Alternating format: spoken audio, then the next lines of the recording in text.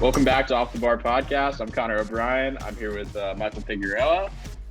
Today we're starting a new segment, Needs and Wants, where we're going to look at each team, different teams in different leagues. This week we're doing Prem Top 6, and we're going to talk about what was their season result like? What do we think of that?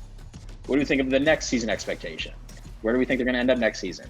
And to meet that expectation for them, what does this team need to do to get there? Lots to talk about today. We're going over City, United, Arsenal, Chelsea, Tottenham, Liverpool, not necessarily in that order. We're free-flowing today, right, Michael? Yeah, free-flowing in. Free-flowing. Just no strategy. Deep, blindfolded. Crazy. All vibes. A little tired. Who cares? All vibes. No numbers on my sheet. Just vibes. Just, oh, man. It's like Ronaldo going to war. He's like, see. It's like Ronaldo getting off a plane in America, bro. He's gunned up. Let's start with Manchester City. So Manchester City, I think it's fair to say they had a good, not great season result. I mean, fine. Like they just kind of like, if they obviously they would have had, they expected to win the Champions League, and they lost in spectacular fashion. But they were expecting to they were hoping to not lose the league, which they didn't, and they won in the craziest way. Maybe they were disappointed they didn't win anything else, but they just like that they can kind of still I think they've increased they're closing the gap to Man United. I remember correctly, they're getting closer and closer, and I know Man United does not like that, and we will talk about Man United later on. But yeah, I thought they had a fine season. And what do you mean closing the gap? What do you mean closing the gap? As in they're probably going to get more and more Premier League trophies, while City or United are just trying to. Okay. Again. Great point. I mean, City, it's a good season. If you put a blank card over the name of the team, and they're like, all right, we made it to the Champions League quarterfinals, won their league, pretty good domestic semifinals. Sorry, all that. If you do that, you just cover Manchester City's name. You're reading that oh, it's a good season. Won their league, semifinals. That's good. Manchester City wins their league every year. It's the status quo. If they don't win the league, it's a disappointing season. Yeah. I mean, it's like the same in the same vein that when Trent gets crosses, every time it's an expected assist. He's that they're that good. They're expected to be there, and when he doesn't get an assist, it's disappointing. There's one thing Pep Guardiola knows how to do is how to dominate a league play. And he has proven that with Man City. When he went there, he came and he's been conquering so far in the Premier League at least. Yeah. And he's going to keep doing it. And it seems like with their moves in the offseason, they're 100% going to do that. Signing Erling Haaland, signing Alvarez. I feel like the only thing that might hurt them next year will be losing Bernardo Silva, because he's just so creative on the ball. He was such a monster last season, especially when KDB was hurt. But I don't know how that's gonna work if they lose him. I don't know who they're going for in the offseason. I feel like they shouldn't lose him, even though he's favored to go to Barcelona now after Barcelona got their financial boost. But what do you think, Connor? I don't know. I mean, with City, obviously the expectation is win the league. Expectation should be win Champions League, even though they've been bottling the last couple of years. I really just think it's the main issue with them. So they're fixing all their problems, right? They need a striker. You saw that against Atletico Madrid. You saw it against Real Madrid. They needed that striker to punch through the box, especially late in those games. Since Aguero left, they've been trying everything. Jesus has not really worked there for them, even though he's good. It's more, I think that's more of a Pep, not really trusting his player kind of thing. The false nines don't really work against certain defensive structures. Signing Haaland will do that. And I think there's other spots too, when you have guys like Bernardo Silva might leave, Fernandinho's leaving, guys like that. They don't really have a left back. You need to continue to add depth to this team. So when they're sitting there, they're about to add Calvin Phillips, they're about to add Cucurella. I think those are moves that are really good and strengthen them in the right spots. And they're already strengthening the striker position. There's not a lot to say here. I think the only thing I could add is and maybe this is a weird thing for me. And I'm not Pep. Pep wants to play the way he wants to play. I feel like they play the wrong formation. I would disagree. I feel like Pep knows what he wants to play with. I just think he needs more trust in his players in the game. Yeah. he's a very controlling manager. He tells his players where his options are going to be, where they have to look for, and what type of like style they need to play at. And sometimes it doesn't work well with very creative players. Grealish struggled. Jack Grealish struggled. Jesus, that was really hard to say. Jack Grealish struggled last season because he's a very creative player on the ball. In Villa, he was more dominant with the ball. While he's in Pep's system, he requires to be more of like, more movement, more passing, to be positioned in certain ways. And that's not something he's used to, which is why he's gonna he struggles for a little bit to adjust. But in general, I feel like it'll be fine. And I think the team will be better next year with Holland. I think, will that be enough to win a Champions League? I have no clue, because it seems like the football gods, if there are any, they refuse to let PSG and Man City win anything, and I think that is really funny. Yeah, they're about to start wrecking Newcastle too, by the way. I don't know. I just can't help but feel like with signing Cucurella, which they're almost definitely going to do, with Calvin Phillips, which is almost already done, moving to a 4-2-3-1, doing like Cancelo, Diaz, Laporte, Cucurella, back to Rodri Phillips. Right wing's a little spotty right now, but it'll probably be Mahrez. I doubt he leaves De Bruyne, Foden. Then Holland up top. I just feel like defensively, you can't get through that. And offensively, they're a juggernaut. Like, it's, to me, the best team in soccer far and away if they play that way. Pep plays, Yeah. Most teams he doesn't have to he doesn't have to worry about like other teams like causing an offensive like struggle for them. Liverpool is probably going to be his biggest enemy next year. Maybe Chelsea, maybe Arsenal, probably Tottenham, because they beat them twice last year, especially with what they're doing this summer, which we'll get to later. But it seems like City doesn't really have to worry about it until 3 games in the Premier League. For 3 matches, they for sure have to probably like be more focused. Maybe 3 or 4, they have to like probably pay more attention. But most of it, they have it in the bag. Sure, they lost Fernandinho, but Rodri's become probably the best CDM in the Premier League right now. So they're fine. Like, I don't like every time City like fans are like, oh, we need a number 9. I'm like, did you really need number 9? Because you guys were pretty dominant against plenty of teams. Like when City plays a bad team, they beat them very thoroughly. They play against Newcastle, they 6-0 them with De Bruyne scoring 5 or 4 goals. Like, they're fine. Yeah. Like, their team is fine. I think they're gonna do pretty good next year. I just feel like if they bottle the Champions League, it would be because of something else. Like, something always. It's Pep overthinking a bit. It's Pep overthinking a big game once again. No, yeah, it's always something like that. Like, just sometimes Pep, you just gotta let your team do what they have to do. Because I've seen him like in the sideline, he's screaming at players to do certain things and like move certain ways, and you just gotta have trust in your players, man. Because at that point, why would you even have these people playing if you're not gonna trust them? No, I completely agree. Like, he's gonna lose. He's gonna get rid of Sanchenko. He's gonna probably, like you said, get Cucurella, and they needed that. But I don't know, man. Like, just vibe, man. You have a team, man. You have a good team. You have Joao Cancelo. You have Kyle Walker. You have Laporte. You have Bernardo. Diaz. Sorry, Ruben Diaz. My brain Diaz. Portuguese names. Yeah. Diaz.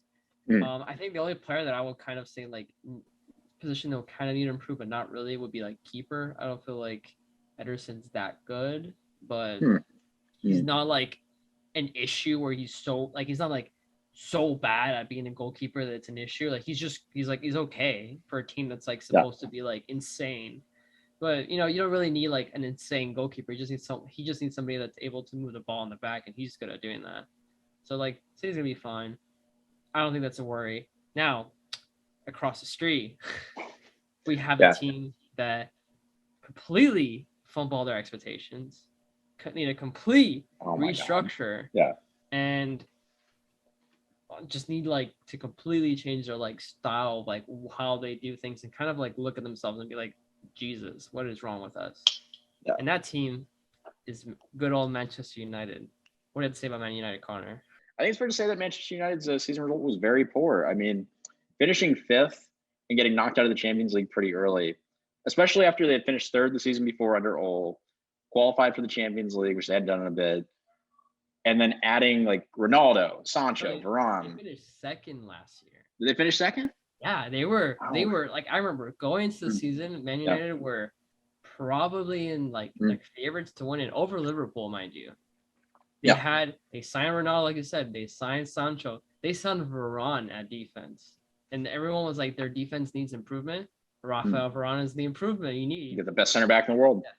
They were like, Luke Shaw came out of a fantastic Euros with England. That team was looking really good. They played their first game against Leeds. They smoked Leeds, but obviously, like, relegation battle Leeds wasn't impressive, and I kind of saw that there was a little bit of issues with the squad there. They have Pogba, they have Bruno Fernandes, they had Fred playing pretty good sometimes. Pretty good sometimes. Yeah. Then you had Rashford, Sancho, and obviously one of the best players of all time, Ronaldo, in front. Join your team for basically pennies on the dollar. For free, but he's getting paid like ridiculous amount of wages. But yeah, Man United were expected to win it, even go pretty far in the Champions League, and they literally crashed and burned. And I think it's just like, personally, prior to that, I saw that the additions they made, I thought it was fantastic, and I thought they were going to do pretty good. But I told my friend, and I told a bunch of other Man U fans, I'm like, listen, I am not convinced by Ole. He has literally been in a bunch of finals, you guys. He's been a manager for a long time. Sure, he makes you play better football, but it doesn't seem like he just seems like you have the right pieces. It doesn't seem like you're like, in general, like, he's a good manager, knows how to make adjustments and certain substitutes in certain moments. And that was pretty, like, you're pretty aware of that at the beginning when they're barely passing by teams in the group stage in the Champions League. They were barely beating teams. They were just doing good. And out of nowhere, they kind of like, they crashed like the stock market, like out of nowhere. And then they fired Ole, and they hired Rangnick, and Rangnick did not have like an opportunity to even try to prove himself. It just Yeah, he dipped as soon as he could. Like, he was there for like 3 months. He was like, this is terrible. I hate it here. Yeah, it was he didn't like the players that they gave him. He didn't like the system that he was stuck with. And it seemed like the office in Man United cares more about branding than they do about actual football. Which, well, they care about American football because they won Tampa Bay, but they don't care about soccer. Yeah. Using United to funnel their money up to the Bucks so Tom Brady can get Super Bowl rings. Yeah, but it was embarrassing, like, to watch. Like, it was like it's like watching. Have you ever seen The Room, Connor? I've not seen the Room with Brie Larson. No, it's A Room. It's with Tommy Wiseau. It's one of the worst. Oh yes, I do know what you're talking about. Yes, it's so the disaster. Yeah, that's how it was to watch Man United. When they were bad, it was art. Like, getting 4-0 against Brighton was insane. Yeah, and I think what made it even better was watching like Gary Neville like freak out, like, what's wrong with the team? And we're like, it's like, we've been telling you there's an issue with like the core of the squad. All these players, they don't, like, a lot of players seem like they don't care. Like, Paul Pogba doesn't seem happy there.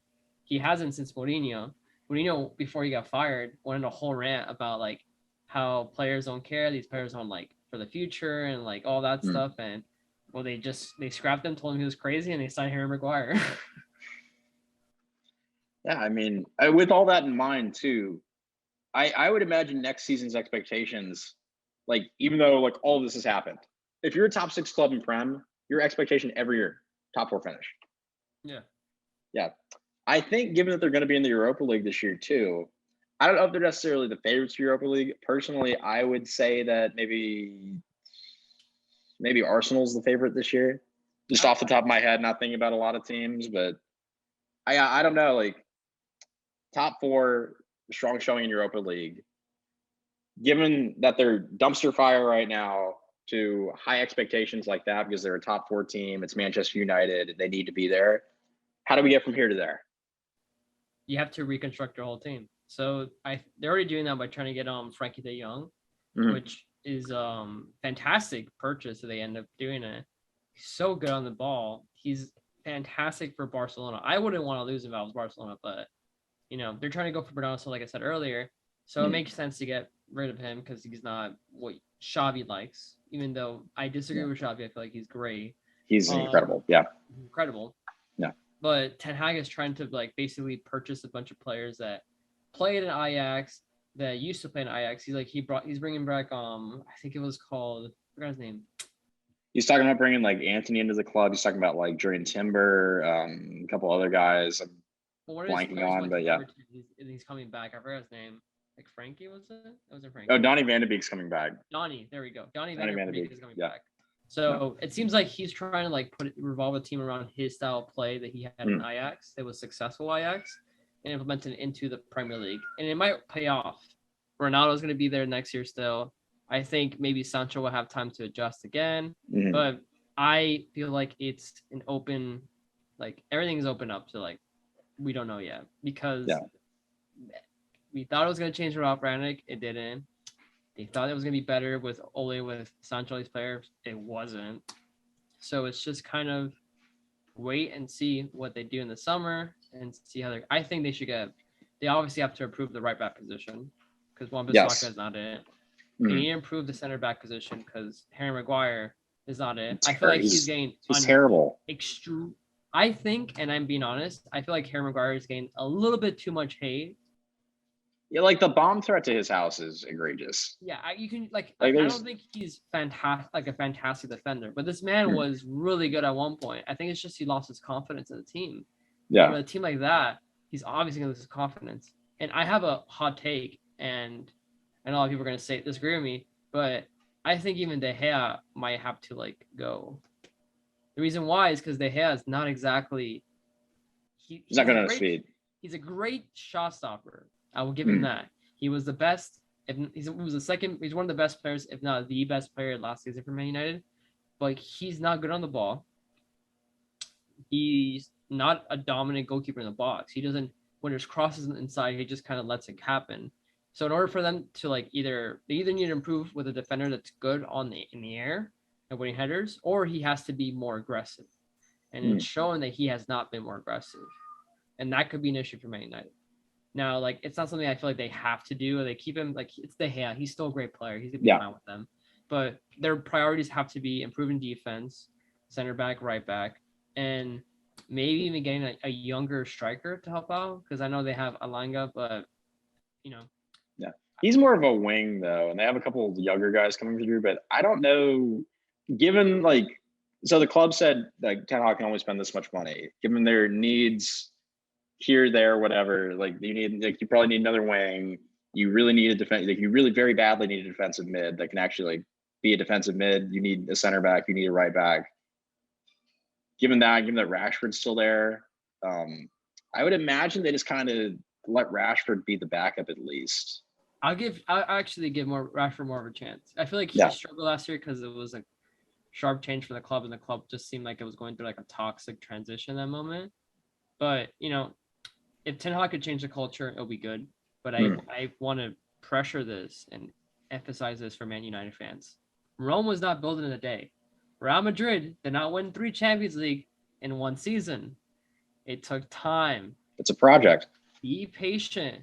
And Ten Hag is a great manager. What he did with Ajax was fantastic and took to the semis. He struggled he didn't do that well this year in the Champions League, but he did pretty well with Ajax. So be patient.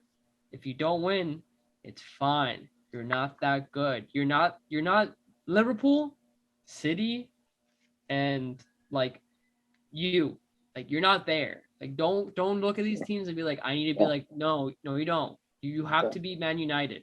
You have to be like, look at what Arsenal did. Arsenal were bad for so long, and now they're doing a little bit better.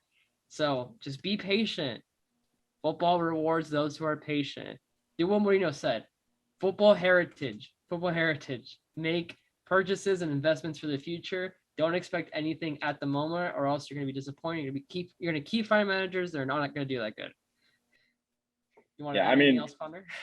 I mean, if you're a YouTube listener or YouTube viewer, TikTok viewer, hand movement's going crazy during that. Like it's, I mean, to our listeners, Michael may be Italian after all. I'm Hispanic, so we use our hand movements a lot.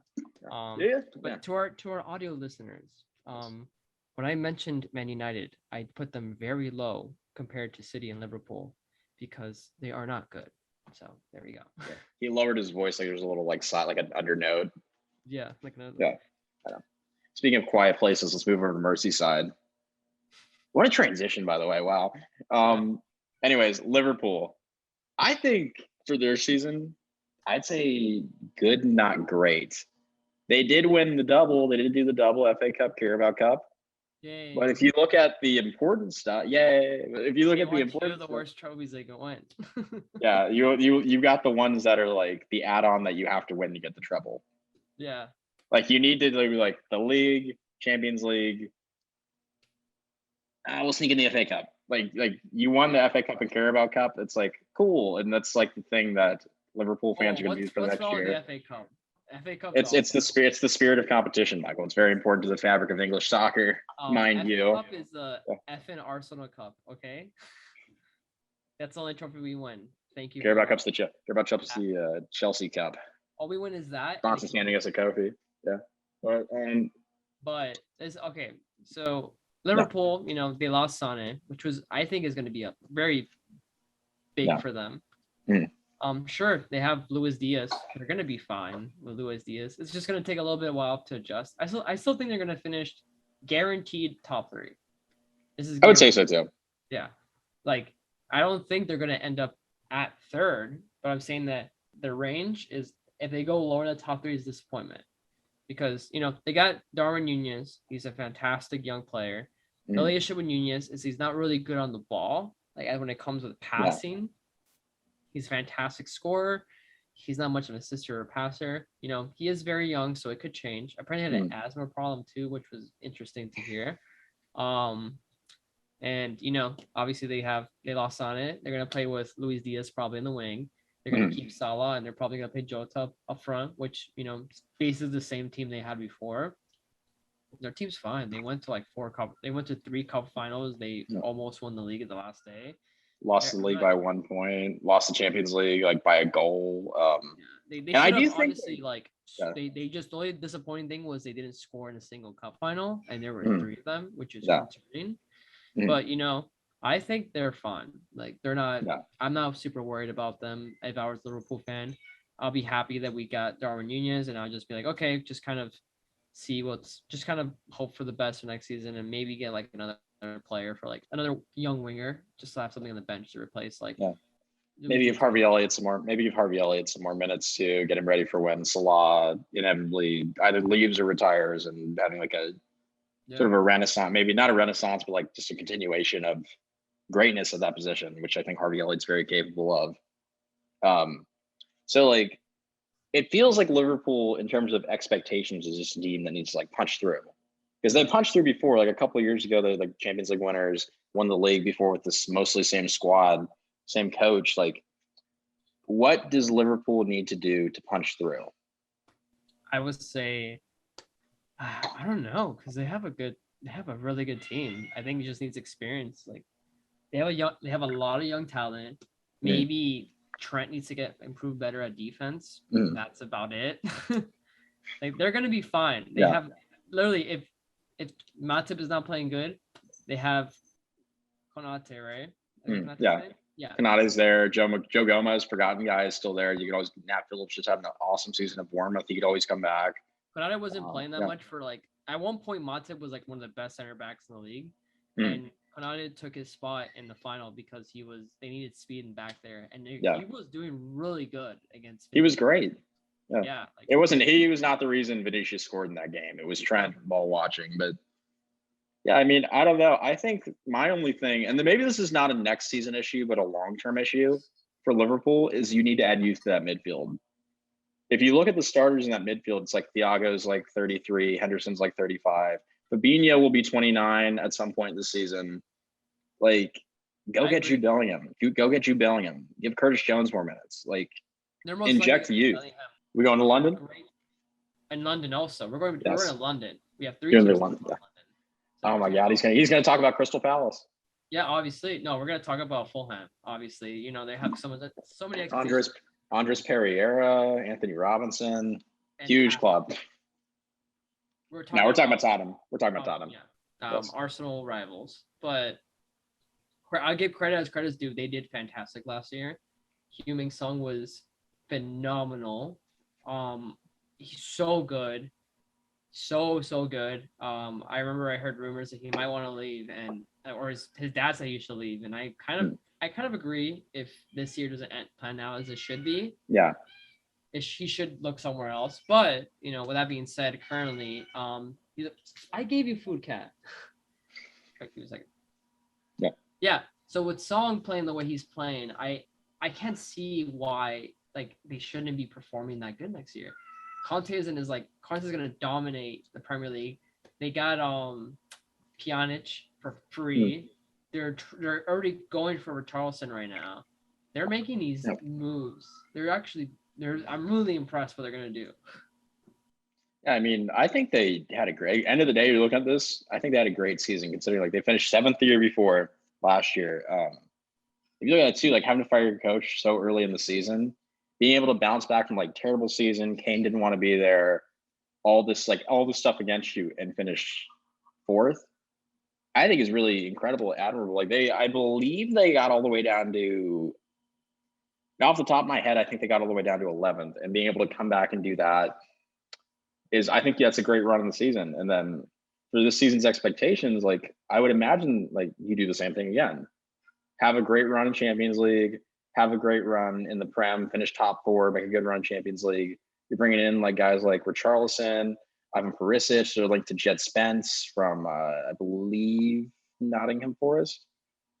Yeah, there's a lot of expectations for this club. So I think like if we're looking at how to get there, like one biggest thing, you got to keep Kane, Son, Conte happy. How do you keep Kane and Son happy? Win. Great. How do you win? Let Conte do his vision. So you're letting Conte like kind of mold what he wants from the club already. If you see that, like you see that with like they're bringing Ivan Perisic instead of Reguilon to play left wing back because he wants more of an offensive minded left wing back, like he had at Chelsea, where he had like Marcos Alonso in that spot, like he had at Inter Milan, where he had Ivan Perisic in that spot, who he just re-signed. Jed Spence for Emerson Royale. Jed Spence more of a natural wingback. Emerson Royale more of a natural fullback. They're getting the depth he wants for Richarlison. And I think the biggest thing for them, the biggest question mark is who are you playing at center back? Yeah, I would agree. I think defense is something they need to improve. It's amazing how like they're giving him the money, they're giving him the players he wants, and I wouldn't doubt them being a real threat next year, which is impressive from Tottenham. Tottenham usually is like the team you make fun of and say, haha, you have no trophies. But I don't know. I feel like that joke can actually very well end next year with the way they're going. Conte's a serial winner. He goes to teams, he wins, and he even wins the league. He won Inter their first league title, basically defeating the monopoly Juventus had, and he won with Chelsea. So he's proven himself as a winner in the Premier League too. So I think he can be a real threat there. And I was afraid of him when he first got the job there. In my mind, I had like a little area that kind of said like, it is Tottenham at the end of the day, but it's Conte also. So I think they're gonna do phenomenal next year. They're gonna probably try to go win a trophy this next year. If they don't, that'll be a massive, massive disappointment. I agree. I mean, the expectations are sky high for this club, even though they're not. The joke is they've never won Sans Audi Cup, huge competition from them. Yeah, but Sans Audi Cup, not a trophy-winning club. If you look at more trophy-winning clubs, if we're going to talk about next season, we look at our clubs. We should look at our I feel like. Do you want to talk about Arsenal first or Chelsea first? We can do.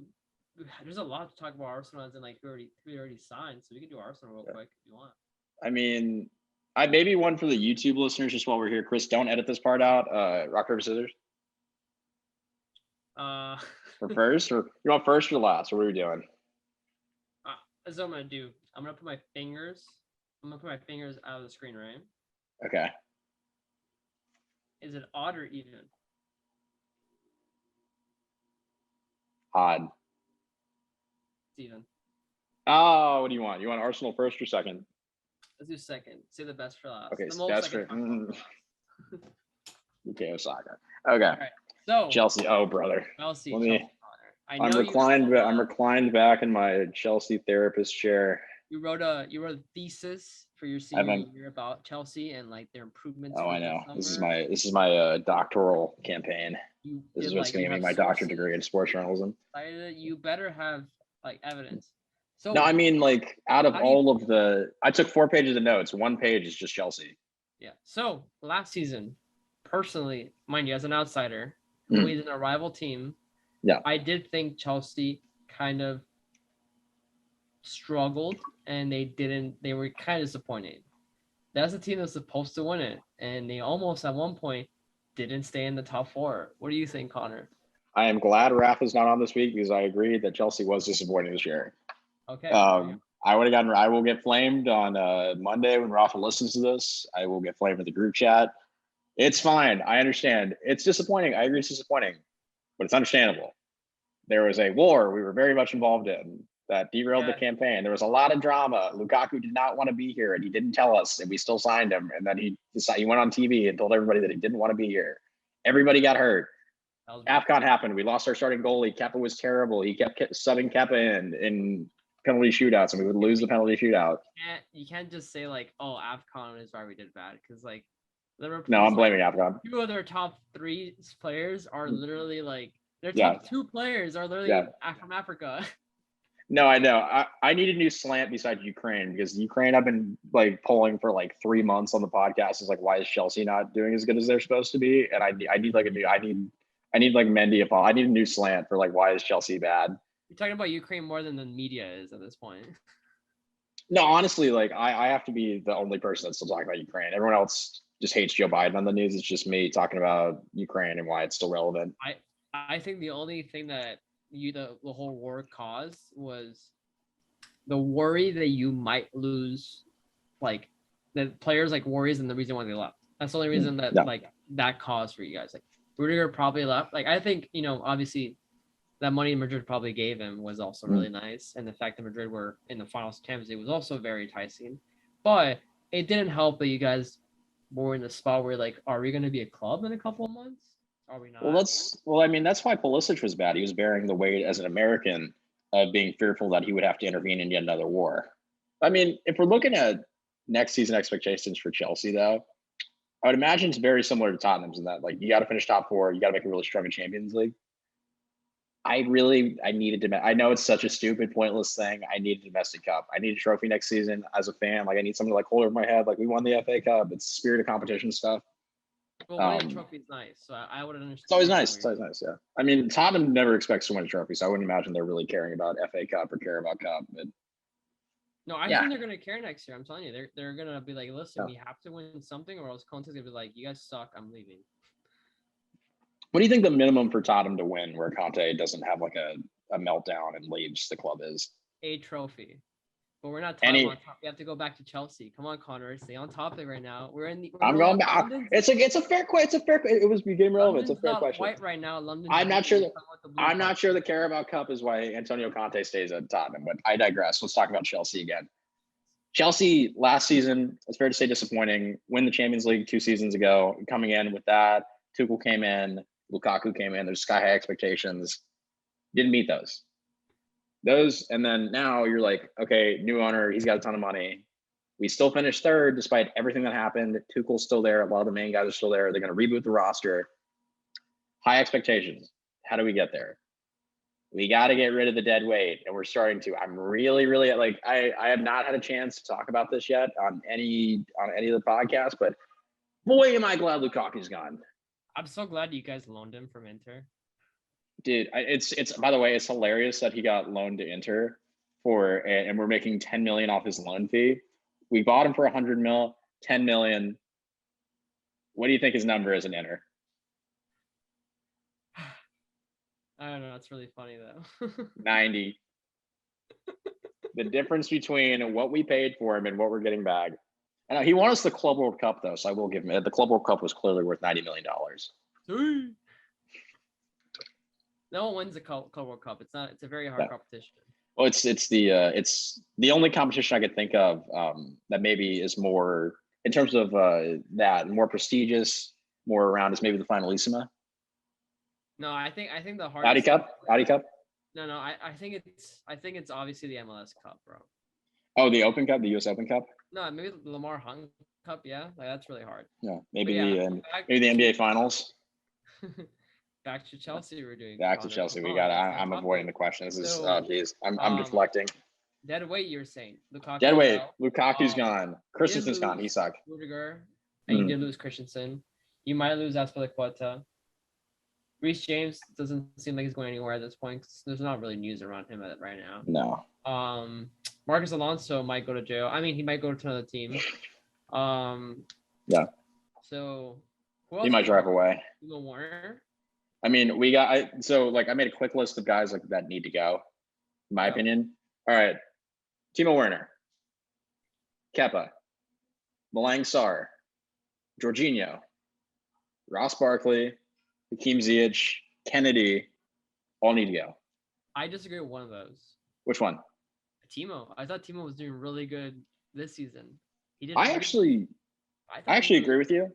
I do agree with you. I would like to see him stay on as a super sub. I think the biggest thing with him is that he plays I think he's just a left wing, and everyone just needs to accept that he's a left wing. Because then if he plays left wing and you just accept that, he's just Raheem Sterling. He was a lot more consistent this year, and I feel like you guys should give him the chance. Like I honestly was impressed by him. I'm no banter or anything. Like I honestly was like, wow, Timo was doing pretty good. He's scoring more often. He should deserve more of a chance than Chelsea. But I digress. Yeah. I mean, I would love to see him stay. I do think 2 seasons ago he was our leading assister. Led us in Champions League goals. I believe like 2 seasons ago. I do think he's great, but I don't think there's room for him in the squad, and we'll get to that because I think we need to bring in reinforcements. So if you look at your summer targets, because you guys have a lot of them. Anytime another team goes into it, you just jump right in.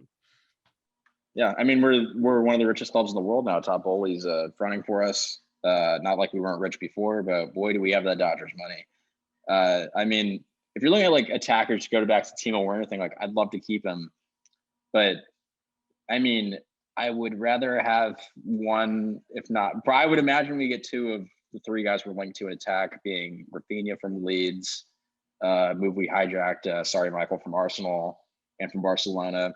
Dembele from Barcelona also, close to him, and then Raheem Sterling, which I think we can get done. I think we can get at least 2 of those guys, and then if you're looking at like a front 3, we have maybe move Mount back to midfield, maybe change the formation up a little bit to accumulate another attacker. But personally, I'd love to see like a 4-2-3-1 or a 4-3-3 with Mount more in midfield, playing as an attacking mid. But I digress. When you have you already have Kai Havertz, Mason Mount, Pulisic might leave, and we'll talk about that in a second. But Pulisic may end up leaving in a swap deal to Juventus for Mathis de Ligt. Center back that we very badly need. When you're looking at when you have Rafinha, one of Rafinha, Dembele, Raheem Sterling, you have Kai Havertz, Mason Mount. I don't know where Timo Werner fits in there. That's why I had him as dead weight. I wanted to see more prioritized defense over trying to get more offensive pieces. I feel like you guys would be fine with offensive pieces as long as you got a proper 9. Yeah. And maybe another winger, which you already did with Rafinha. So you guys would be fine. Pulisic, I do think he needs to go as an American. I think he needs to change the scenery. Yeah. Go somewhere else. You're not. I don't know what it is about Tuchel doesn't want to give him what he wants, and I think he doesn't trust him. It's weird. I mean, Pulisic is, if you look at especially his advanced stats too, Pulisic is so he's very good when he gets the chance to play the position, play left wing and build up confidence. But Tuchel's need you at wing back this week, need you at right wing, need you to not play you for 3 games in a row and then bring you on the last 20 minutes and then yell at you on the sideline. He just doesn't trust Pulisic. He goes like, Christopher, I'm gonna put you on the bench today. And when you come on the floor, I want you to score some goals. Yeah? And then he's like, and then Pulisic is like, yeah, man, sure. I'll do whatever you need. Yeah, homie. Yeah, dude. I'm going to go play for a United States men's soccer team. He does one of these, rolls his eyes, and then goes to the bench when he gets subbed off 63rd minute. He just calls McKennie in the bench and he's like, yeah. Hey, dude, you think Juventus wants me? That's what happens. That's how Well, apparently they do, is the thing. Juventus we offered them Werner and 70 mil for De Ligt because we need a center back, which we'll get to in a sec. But they were like, what about 70 mil plus Pulisic? And we're thinking about that right now, which I'm not.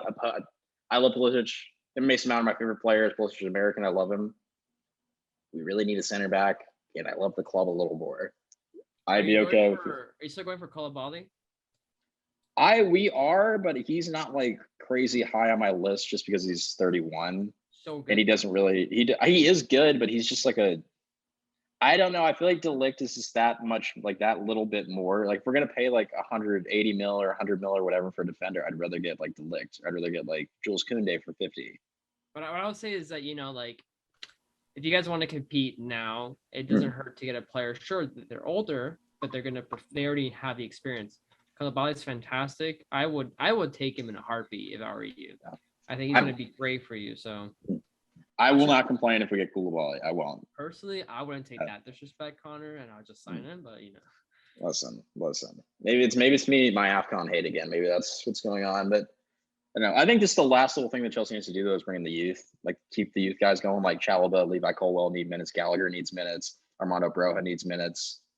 Some other guys too. But like all this stuff, I feel like if Chelsea does all the stuff to a T, I think I feel like the expectation from a lot of fans is going to be like a lot of Chelsea fans is going to be to win the league. And I don't know if we do that next year.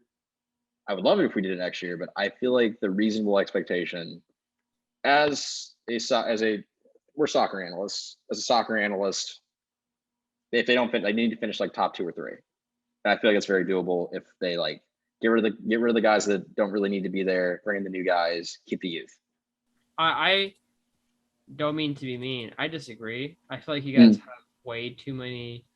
I think the competition next year is going to be really intense, and you're going to need to like just kind of develop for a couple of seasons and then go. Like I'll say just be patient. I'm not patient. I've had a lot of patience, Michael. I've had a lot of patience, Michael. I don't think you're gonna. Yeah. I'm saying like league is a big one to win. City's already got that in the bag. Liverpool is gunning for it. Now for like other things, I'll say okay, you're making a fair argument. But I digress. Yeah. We already covered Chelsea now, so now it's my turn. My turn to talk. The floor is yours. You rant about Arsenal, and yes. Coming into the season as an Arsenal fan, it was very sad. We lost our first 3 games. Brentford, Chelsea got demolished by City, which was expected. Then we literally had a whole thing where Aubameyang didn't know how to play football for a while, so we had to send him away later on for free. But it started to click towards the end of the season, and it seemed like we were gonna get top 4. So, for that aspect alone, I'll say it was a disappointment. But if you were just looking last year, you'd be like, oh, what do you mean? You guys actually made it to European competition. You were close. But, I digress. I think Arsenal has a very young team. I think their average age, if you take away Xhaka from the starting lineup, and I think maybe one more player, I can't remember his name off the top of my head. Maybe Cedric Soares. Yeah, then you have the average age of 23 for that squad. Wow, yeah. The youngest squad in the Premier League. And I think they're next year, the expectations easily please finish top 4th. If you finish top 3, great. I don't see us winning the league, I'm being honest with you. But I see us potentially going for some type of trophy. Maybe it's the FA Cup. It's not going to be a League Cup. Maybe the FA, maybe the Carabao, maybe the Europa League. Who knows? But we're making good signs in the summer. We have Sabala coming back from his loan, which thank God they put him alone because he was fantastic last year. I think he won the best young player in Ligue 1, and he was really good. We have players coming back from injury that were fantastic last year, like Thomas Partey. And yeah, I think he's fairly underrated in the Premier League. I think he has an opportunity to prove himself more next year. And I think Arteta's system now, since it's had time to flourish, all these players are more adjusted to it. And we've already made signings. We got Marquinhos, we got Gabriel Jesus. Marquinhos, who's a young striker from Brazil. Gabriel Jesus, who played in City and is pretty experienced, and he's going to probably play number 9 now. We also got, I forgot his name. Portuguese center midfielder. Fabio Vieira. Vieira, yes. We got attacking Vieira, mid, yes. A center. He's an attacking player. I think he had like 15 or 20 goal contributions last year with like 14 starts. Like he was doing fantastic for the team he was playing in. So I'm very optimistic about next season. We also have like links with more defenders, which I think we could be lacking in like the left back position. I think it's what's his name? Alessandro Martinez is someone we're linked to. Right now, we're in the bid with him and United for. And it seems like we're also trying to get another winger, which is kind of weird because we have Saka, Martinelli, and Smith Rowe, which I think we're kind of set with. But sure, I'm not mad if we get Gnabry, if I'm being honest. No, Gnabry would fit in I mean, that's a homecoming for Gnabry. That's where he kind of rebooted his career a little bit, I guess. Not really the spot, but like some more maybe where it'd be like a revitalization for him. Yeah, he's like, I can play at Arsenal. I can come in and make Saka play left wing. I'll play the right, and we'll just figure it out, man. Just do that. We got Matt Turner too, coming from the U.S. So. Oh my God, it's future. I mean, that's your future starting keeper. Let me tell you, he's very good. Yeah, so I'm very optimistic for where this team's gonna go. I do think we're very young, so my expectations are super crazy. Like, we need to win a league, we need to do this. I just think we need to finish top 4 first to attract more talent next summer to potentially make a run for a bigger trophy. So I trust Arteta's style of football. I trust him now. I just think with the improvements he's made, and I think if we get Telemans, that'll be also fantastic. I like the defenders we have. I think we're fine with our team. If we just add a couple pieces, maybe even a better 9, I wouldn't have issues with it. But in general, I think, I'm very optimistic for next season. I think we could finish top 4 for sure. If we're lucky, we'll finish 3rd place, and hopefully we win a cup. What do you think, Connor?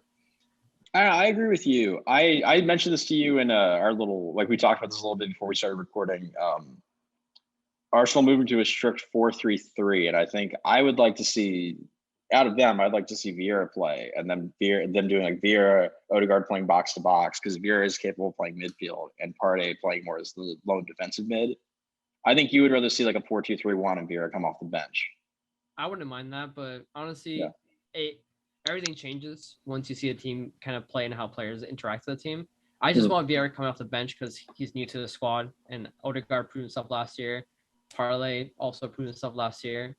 So I wouldn't want someone like him, like, obviously just coming to a brand new squad and just starting over players that have already been established. Yeah. But I do think our expectations are pretty high, as in like just finish in the Champions League. For God's sakes, bring us back to the Champions League. I haven't heard that song in a long time. I keep hearing the oh when I dream, and it's kind of infuriating. Yeah. So I expect us, if I can make expectations for next season, I think City are still going to win. I think the 3 London teams are going to be fighting for top 4.